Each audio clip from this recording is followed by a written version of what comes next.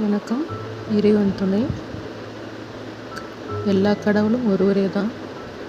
கடவுள் நமக்கு இந்த உலகத்துக்கு அனுப்பும்போது பஞ்சபூத சக்திகளோடு தான் நமக்கு அனுப்பியிருக்காரு. அந்த பஞ்சபூத சக்திகள் தான் நமக்கு நீர், நிலம், காற்று, ஆகாயம், நெருப்பு, இது மூலிமா தான் நமக்கு சக்திகள் கிடைக்குது. உணவு எல்லாமே கிடைக்குது. இந்த உணவு சில இடங்களில் பார்த்திங்கன்னா எவ்வளோ வேஸ்ட் பண்ணுறாங்க. அவங்களுக்காக தான் சின்ன ஒரு குட்டி குறிப்பு சொல்லலான்னு சொல்லிட்டு,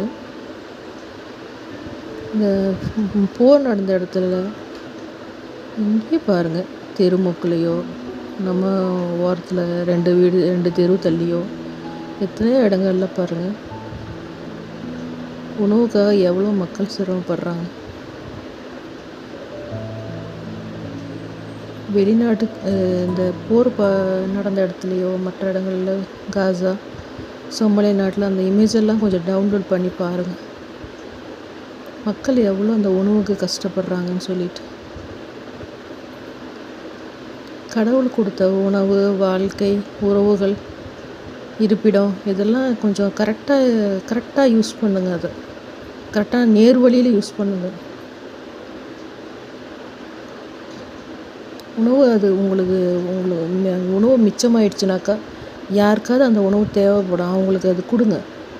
இல்லையா, ஜீவராசிங்களை நம்மளை நம்பி தான் இருக்குது. கடவுள் நமக்கு தான் 6 அறிவு கொடுத்து அனுப்பியிருக்காரு.